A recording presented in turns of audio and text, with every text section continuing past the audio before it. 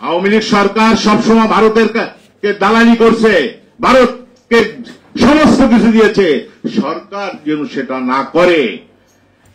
অনেক ভাই বলেছে ইলিশ মাছের কথা, রপ্তানি, এর সে মানুষ এখন ইলিশ মাছ খেতে পারে না, 2000-2500 টাকা কেজি। আপনি কেন এক সময় এত ইলিশ মাছ রপ্তানির অনুমতি দিলেন?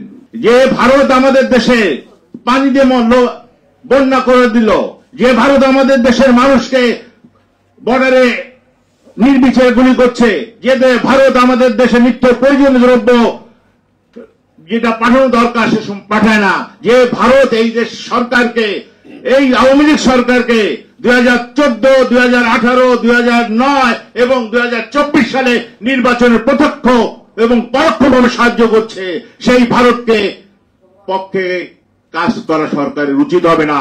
আপনার জানা উচিত সরকারের, বাংলাদেশের 90% লোক ভারত বিরোধী, কারণ ভারতের সরকারের বিরুদ্ধে, ভারতের জনগণের বিরুদ্ধে না, ভারতে যে সমস্ত অন্যায় অত্যাচার অবিচার করছে তার বিরুদ্ধে বাংলাদেশের জনগণ রুখে দাঁড়াতে চায়।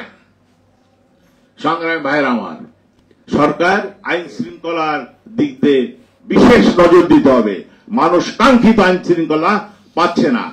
কাঙ্ক্ষিত আইন শৃঙ্খলা পেতে হলে সরকারকে উচিত হবে অনতি বিলম্বে অন্তত 1 লক্ষ পুলিশ নিয়োগ দিয়ে আমাদের জাতীয়তাবাদী শক্তি, বাংলাদেশে যারা ভালোবাসে তাদের নিয়োগ দিয়ে এদেশের আইন শৃঙ্খলার পরিণতি যাতে সুষ্ঠু হয় সেটা করা উচিত।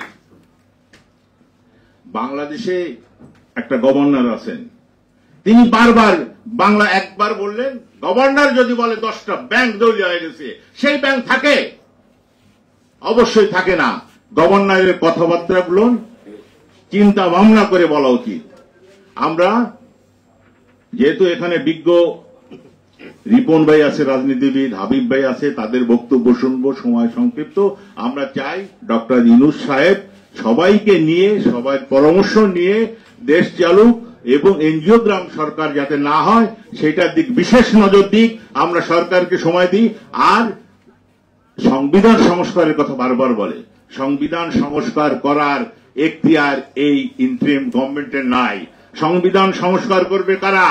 জনপ্রতিনিধিরা যারা, তাদের একমাত্র সংবিধান সংস্কার করার রাইট আছে।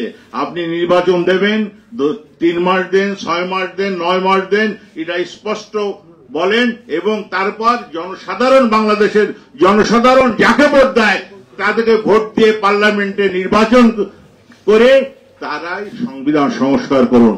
সমস্ত সংস্কার করা এই পক্ষের, সরকারের পক্ষে সরকার সম্ভব নয়। আপনি নির্বাচন কমিশন সংস্কার করুন, আপনি বিচার বিভাগের কোন কোন অংশ সংস্কার করুন, আপনি দুর্নীতি দমন কমিশন সংস্কার করুন, আপনি প্রশাসন সংস্কার করুন, করে অনতি বিলম্বে নির্বাচন দিয়ে আপনার সম্মান যেটা আছে তার চাইতে আরো বৃদ্ধি পাক। বাংলাদেশের মানুষ আপনাকে স্যালুট জানাবে, বিশ্বর মানুষ আপনাকে স্যালুট জানাবে, আমরা রাজনীতিবিদ আপনাদের স্যালুট জানাবো। এই আশা ব্যক্ত করে আমি আমার বক্তব্য শেষ করলাম। খুদা হাফেজ।